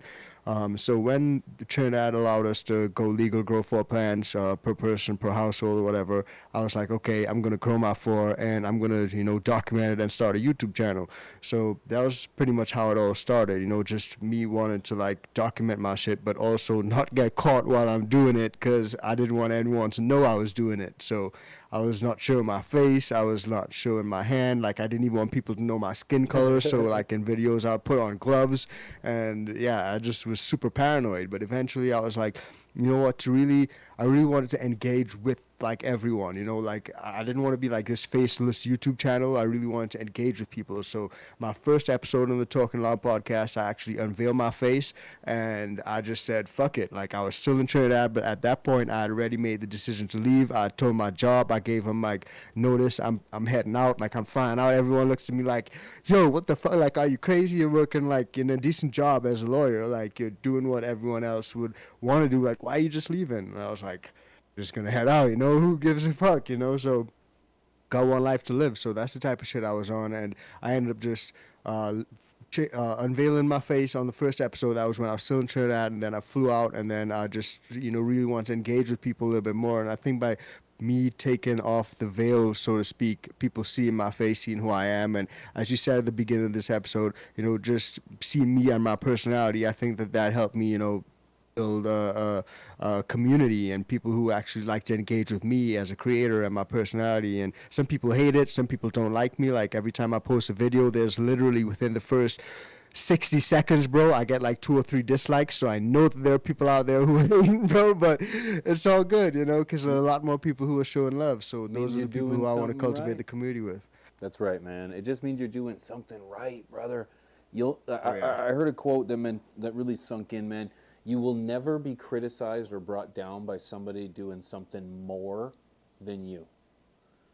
You're always going to be criticized by those that are wishing, jealous, those kind of things that are just, that can't do it for themselves, right? So it's like, yeah, good for you, man. Good for you for persevering past that. Appreciate you. That's a connection that you and I share, and a few of us creators in this space, obviously, or not obviously, but share that same history of not showing our face. And I gotta ask you, do you ever have this, like, I don't know how to ask the question, let me just tell you how I feel, and then you can either agree or disagree. when I have dreams, because I never used to show my face either. I used to show from like maybe the bottom of my chin down. And when I was dreaming and at night, I would have a dream, a reoccurring dream, that my face would fall into the scene. Like I'm falling asleep and I would fall into the scene and I would reveal myself. I still have that dream of like, shit, I'm gonna expose everything. Do you have that feeling? Like, do you feel like you got like it's like, oh, like it's almost like it's not legal and you should be hiding, but you don't No, have it's to? strange. Like only from like maybe certain people, but for the most part, like I don't really care that much. But like strangely enough, it's the people that are actually like closest to me that are just not comfortable with like cannabis in general. So just those people really, you know? Like if they found out, I'd be like, oh fuck. But other than that, like I'm just cool. I'm just chill, you know? Good, good, and you should be. And honestly, the way you carry yourself online and the way that you kind of portray yourself is obvious, man. You're very genuine, and I think that's because Shit, you you. just have a I don't give a fuck attitude, and I'm gonna do me, and I'm gonna try to impact as many people as possible. And that's the Yeah. vibe I get. That's the vibe I get, and that's why I think you're so contagious, bro. Is because it's like that you exemplify kind of the happier, the more positive, the genuine side of life, where people are like, yeah, I can get down with this guy, man. This guy just speaks to me, because he is genuine. He's positive. He's got such good vibes. He's talking loud, and I can get down with that, man. And Yeah, I man. And think positive that's vibes is important too, you know? Like gotta spread that good vibes. yeah, 100%, man. I totally agree. Like you, no matter where you turn, like it's like when I'm driving down the road, taking my boy to school at 8 o'clock in the morning, the news comes on, and Yeah. man, it's all negative. It's all it is. Negative, negative, negative, negative, negative. And I'm like, I don't want to listen to this. No, forget about it. We met up in Vegas, man. Was that your first time going to Vegas? It wasn't, but it was my first time in MJ Biz. The Okay, first time hanging out okay. with you guys in person, so that was dope, man. And it felt like we knew each other for years, you know? That is absolutely true, man. When you walked up, because the first time we saw you was in what was that? What was that restaurant called? The restaurant, bro. The pink, the oh I can't remember. It was on the corner, bro. yeah. The oh, I should know this. Someone's gonna fill me in the comment section later. But it was one of the original Las Vegas restaurants. The pink. Anyways, we were all sitting at the table and you walked in, and it was just a complete surprise because I totally didn't expect you. I knew you were coming, but I did not expect you to be coming into the restaurant that day, man. And it was just absolutely wicked to run into you. And then it was just party after that, man. We just tore it up, man. It was so good to run into you. Can you believe that, like, for leaving the Caribbean to come into America would lead to, and creating a channel would lead to this? No, it's crazy. You know, I actually did not think that. You know, I just knew that when I went away, I went away pretty much with the plan of growing the channel. Like I wanted the best for myself. I also wanted to like grow the channel as best as I can. So I had no idea that it would actually spread to like, you know, heading out to Vegas, you know, seeing you guys in MJ Biz, you know, linking up with AC Infinity, you know, just an awesome weekend. Like I never thought that would ever happen, man. Like I was literally looking back at some of my old videos when I was in the Caribbean making all my grow videos and shit with my sped up voice. And some of the raw footage had you, Rob, and Chris in the background when I'm listening to From the Stash, you know. So I literally was listening to you guys way before I ever, you know, met you guys or thought that I would meet you guys. Like I didn't think that was even gonna happen, you know, and it did, and I'm just, you know, blessed and feel super grateful that it did, you know. So big ups to you guys for also like, you know, not looking down on, you know, smaller channels like myself and being like, you know, you know, fuck this guy, we ain't got time for him, you know. I'm a bigger channel, I'm 100K or whatever, but you know, you guys are always like, you know, yeah, we're cool, let's link up, you know, you want to have me on the show, and I'm cool, I'm come down to hang out, you know. And in personal it's the same thing, we all like a family, bro. So big love to you guys for that too, man. I gotta say that. Man, thank you. Thank you, man, because it feels wonderful. And I got to be honest, man, of course, as someone who sits at 100,000 subscribers, I've never been there before. I've been the little guy. Of both my partners, Rob and Chris, I'm the little guy, man. So I know that yourself, guys like High Again, Dakota, you are all going to pass all of us in numbers very soon, very shortly, whether it's tomorrow, whether it's a couple months, couple weeks, it's going to happen. And I got to be honest, I'm cheering for you, because to see anyone from our community succeed and move forward who's genuine and positive, anything that's nothing but goodwill and good wishes is jealousy. And I'll admit, if you ever do, of course, I'll be a little bit jealous. Don't forget to give me a shout out, when you get there. But no, man, it's not about how big you are. It's really honestly about this community. And I love our cannabis community, but man, having the content community, having that AC 10x10 community that we're a part of, that shit tickles me, bro. And it's great. It's great to be a part of. So I'm glad you're there too, man, because your channel's awesome. Your channel's doing Thank you, man. Wicked. Your conversations are wicked. I noticed that you run into Scotty and the boy Scotty quite often. That's my bro. Are you close to them? Yeah, no, in distance, like, not that close. No He's way. like an hour away from where I'm at, but Okay, it's not well, like, for the I record, could just go on. as rural as I am, an hour That's is pretty close pretty then. close. Yeah. The closest city to me is 30 minutes. So an hour is like, shit, I'm going to my friend's house to drink, So yeah. An hour is wicked. So you see them quite often? He's just about an hour. Scotty's up in Fort Collins, but I linked up with Scotty, and again, like, Scotty was just so welcoming from off the rip. He was like, I met up with him, and he invited me up to the studio. I hung out with him, and we just struck up a friendship. And since then we've met up a number of times. We go out and have lunch and shit like that. Meet up at events out here in Colorado. So that's my bro for real. And Grambo as well. Grambo's pretty cool. I was able to link up with Grambo as well. So I'm pretty happy that I was able to get that experience. I remember the first time I was driving up to the bakery, I was super stoked, bro. I was like, damn, bro, like I'm actually heading up to the fucking bakery right now, man. Is this really happening? And it's just, again, Scotty, even though he's like a big guy, and his channel was at 100K, literally before it got deleted, and he had invited me up to the bakery, and he has his recharge thing going, his grow dots. He doesn't need to like reach out to small people like me, but he did, and I think that's, again, remarkable. It goes to show that it's not about the numbers or anything like that. It's about the community, and I think that's what's really fucking important, man. Just cultivating the community with the good vibes, and everything else will follow. You I can fam. You damn right. It's hashtag I can fam. I see it in the chat. Mate, you're absolutely right, man. I got to be honest. As my own channel, I've been shouted out by bigger channels, and I'm not talking Chris and Rob, but I mean when I was just a little channel. I remember Grateful Grower was one of the very first channels to give me a shout out, and the feeling that I got from someone as respected as, in my opinion, as Grateful Grower, felt so damn awesome. It was like I was doing something right, and I get it. And so if I can give that feeling to anyone else, man, that's the least I can do. That's the least I can do as someone who people look at now that you hit that 100,000 mark, which you are going to hit so soon.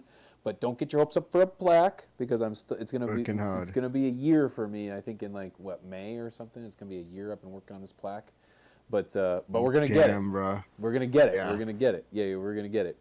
So, bro, what do you have coming up? Do you have any plans? Any future projects? Traveling? I'm actually not sure right now. I just got my hand in so many different pots, because like I tell everyone, bro, ICANN is literally a one-man army right now. So I'm trying to do too many things. I think I need to probably, try to focus on a couple main things. But I do want to get a lot more content out, a lot more videos out. And of course, we're going to have the Talking Loud podcast. We got guests running until the end of February. So we're going to have a nice little lineup for you guys covering all types of stuff. And there was one other thing that I do have, but I'm going to keep that one on the back burner, keep it secret. The ICANN fam would already know about that if you guys are part of the ICANN VIP Bean Club. Yeah. I wanted to ask you about the Bean Club, man, because I want to give that a shout out because you've got a Patreon, and I want to give you an opportunity to shout that out because you offer some wicked stuff. Now, for the purposes of censorship, try to refer to using Bean as little as possible, but your Patreon's very exciting, Matt. Very exciting, and I think within the community, you have to find ways as a creator to muster some excitement and some enthusiasm around your community and your mission. And you have a Patreon that is very inclusive, very exciting, and very exclusive, if I may. Tell the people about it, please. Oh yeah, man. Well, it actually started off like it wasn't even on Patreon. I just started off the ICANN VIP program, so to speak. But I started off literally before I even started the Patreon, and there were a few of the homies, it was just a way to support the channel because like YouTube doesn't monetize us or anything like that. And if you guys wanted to support, you guys can hop onto Patreon to support. And I just like to give back. So if you guys are supporting on Patreon, you guys can get a ton of stuff back in return, so that's just how I sort of looked at it. But before I even started it, like it was like a leap of faith that some people took in me as a creator, like this random guy on the internet. And one of my homies who actually lives in Colorado, shout out to Chris McNeese, Colorado Chris, that's my bro. He was one of the first people who joined up, the ICANN fam, and he literally sent me like some cash on Cash App because that's how I was accepting like donations or whatever, just trying to like make ends meet and shit, and they would send the donation on Cash App, just random guy, and hope that I don't fucking scam them and don't send them anything or anything like that. So it literally started off through like that, and then I just transferred everything over to Patreon, and I was like, okay, I'm going to run it through Patreon instead. That'll just be a little bit easier. So I ran it through Patreon, and now Patreon is just like sort of evolved into the ICANN VIP club where you guys can get tons of great perks in return. So there are different tiers and stuff. You guys can check it out, and there's always something there for you. Like no matter what you like, if you like different types of genetics or whatever, there's always something there for you. And I don't try to and I literally go and seek out these genetics myself. So like I said, I'm a one-man army. I reach out to different breeders all over the country, all over the fucking world, and try to find proper craft genetics, premium quality genetics, and that is what I hook up all the fam in the ICANN VIP Bean Club with, So I don't really, be breeding a bunch of beans myself and sending those stuff out, but I actually try to go out there and find some quality for people. So I take my time and do that. And I think that's something that a lot of people appreciate because a lot of people have been growing some fire. I've been seeing a lot of fire in the ICANN VIP Facebook group. And the plants are beautiful, gorgeous. And a lot of people have found some keepers. So I think it's definitely worth it, man. And a lot of people, are like, what you pay a month to be part of the program is actually a lot less, and you get a lot more value in what you get, so just look at it that way. Love it, man. Of course, man. It's really seems like I have a Patreon as well, so I understand how much thought and involvement it takes to make this exciting and engaging and rewarding for those that believe in you. Because I remember the first people that donated to me too, that made me realize that, wow, this is something. People believe in a mission that I have. When you choose your genetics, how do you choose for the Bean Club? Well, it depends, because some people like love autos, some people love photos, and some people like femme, some people like regs. So I always try to like, and because I'm me doing everything right now, I've sort of started to figure out what some people like. So I know like some people like Mary. Mary likes a lot of autos, so I try to hook Mary up with a lot of autos. Some other people like regs, so I try to hook them up with regs. But when I'm looking for stuff, sometimes it can be some new crosses. So like when they had the whole blueberry craze going around, I was able to get my hands on some blueberry strains for the ICANN fam. So that was amazing. You know, we also got some peanut butter strains around that time. So that was just really nice. But I also try to look for variety, bro, because like it's lame sometimes when, you know, you're popping something and it's just not to your taste. So if we can give people a little bit of variety, that's the spice of life. We can flavor shit up a little bit. You darn right, boy. You darn right. Bro, I love Oh, yeah. that you are killing it, man. I'm telling you, you're an inspiration to me, boy. You're an inspiration to me. Please stay motivated. Know that what you're doing is changing the game. Okay, you guys, and I mean, there's a few of you within the 10x10, if I may, the AC Infinity crew, if we will, that are really changing what it means to be a content creator within our space. And I'm honored to, you know, the day that I do get to pass the torch off, and when you do surpass me, it's going to be a great day, brother. And not just me, you know, you've got big things, and I love your dreams, and I love that you've got passion and excitement for this, because that is what keeps the old cats like myself, if you will, trying to keep things fresh, kind of keep things going and new, and that is going to inspire the next cat to come up and bring up, to inspire all of us, you know, and I'd much rather accept than resent anyone who's going to try to take a stab at this, because I know how difficult it is. And shout out to the studio gang, because look at you back there. Your studio looks fantastic. I Thank see you, bro. You've stepped up studio space. You're always looking fresh, bro. So it's nice to see that happening, man. I remember when I got started in this, it was all tents, bro. We were just looking at tents, inside tents. That's all it was. That was what we got. Yeah, dude. Man, Had a closet. That's it. That's it. That's all it was, man. There was no studio, no light. There was none of that, bro. And it was still in vertical mode. So yeah, God, have we changed? How things have changed, bro. Man, I want to thank you so much, bro. It's been refreshing to have a conversation with you. We didn't get into as nearly as much. I feel like we could talk all damn day, and in fact, we have talked all damn day.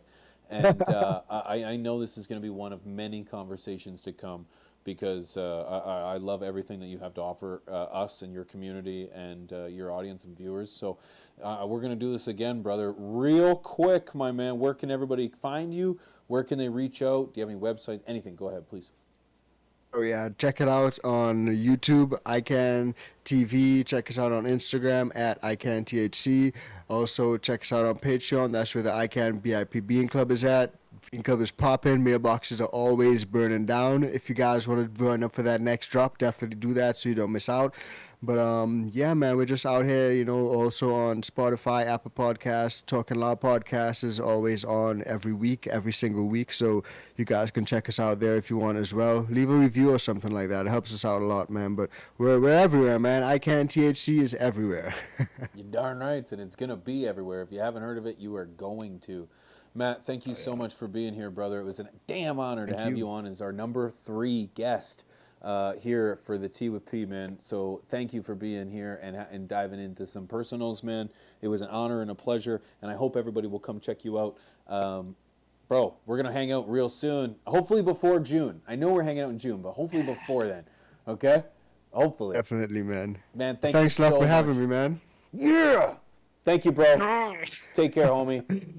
Peace, my man. You, bro. Appreciate Much you, love, man. everyone. Cheers, bro. Peace.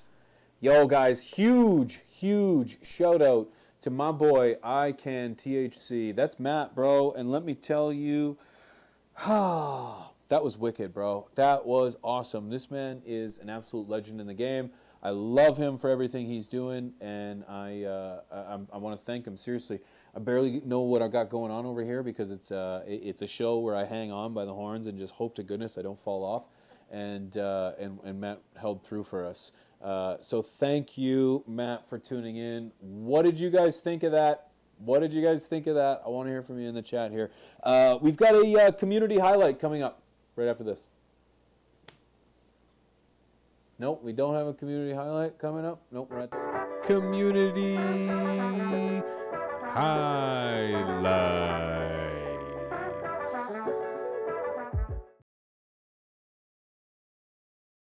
For a second. Hello. So this week's episode of Community Highlights. This is going to be an episode where, or this is going to be a segment where we will see that I have to pee so bad. So if it looks like I have to pee, I have to pee. So I'm going to like pretend like I don't.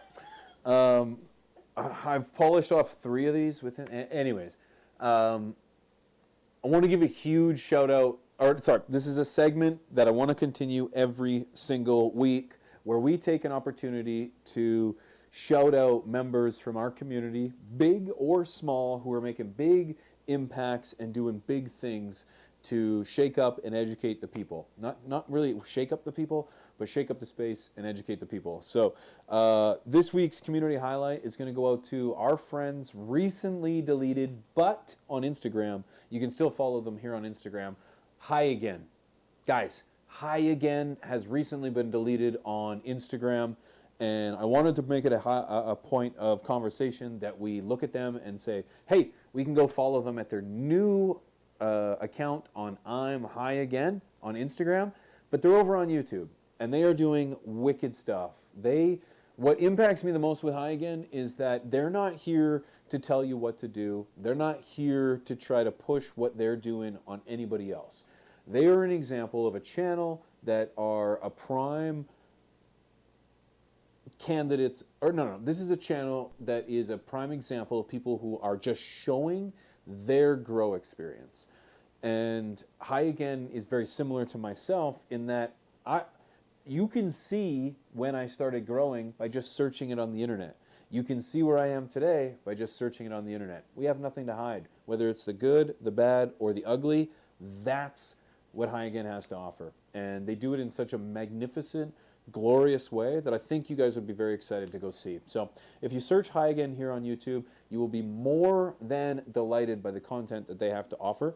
They have a Wednesday night show and many Patreon live streams. So make sure not only do you go check out their channel, but click on a video and go to their description and check out their Patreon, because they have lots to offer, and I know you won't be disappointed. So tonight's community highlight is going to go to Hi Again. We appreciate you both, Neil and Heaven. I had an opportunity of meeting them in Vegas. They're beautiful people, both of them. I had a great conversation with Heaven, had a wonderful time with Neil, and I think you will enjoy their content. So that's why they are this week's community highlight. Now, because I have to go pee so damn bad, we're going to get out of here right away, guys. But first, thank you guys for being here. Thank you for putting up with tonight's live stream. I know there were some hiccups throughout it, but I think it's getting generally better, if I may. What do you guys think? What do you guys think?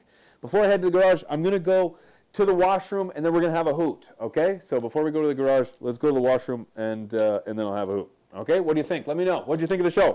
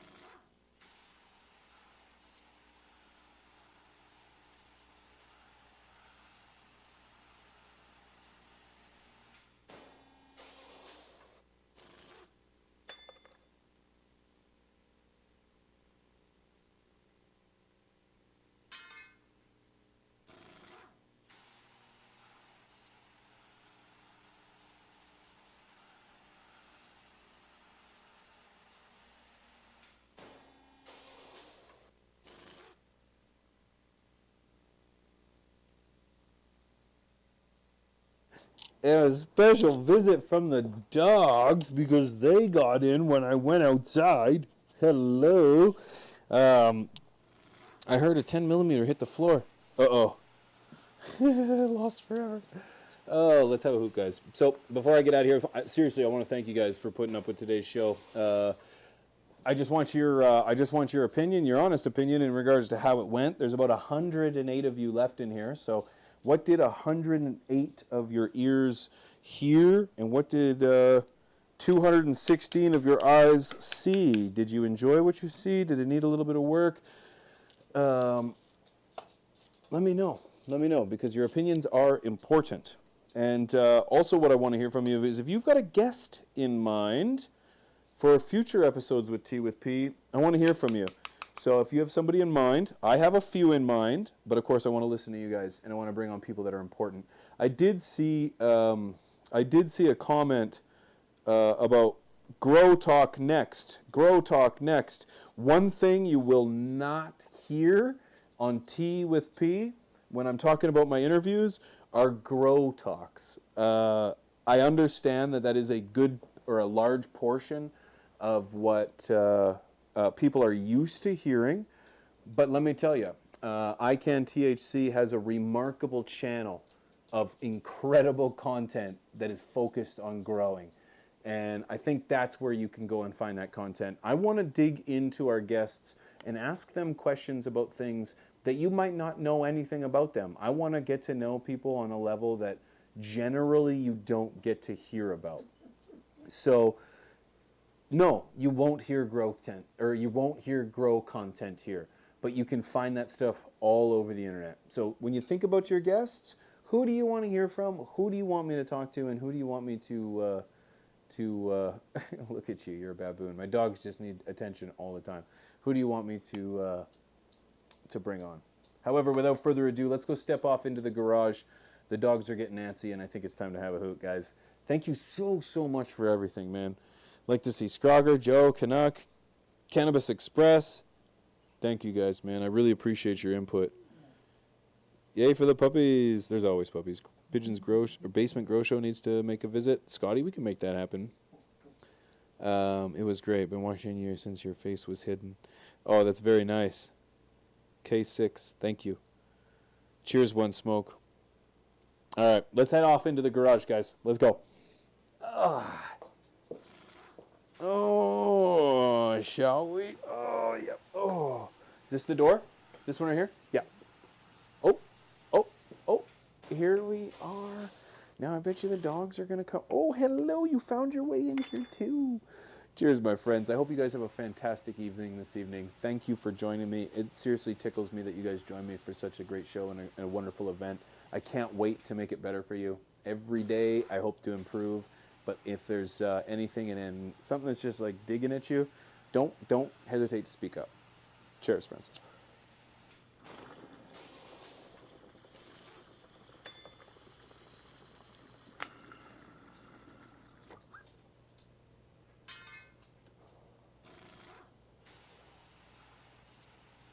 Yeah.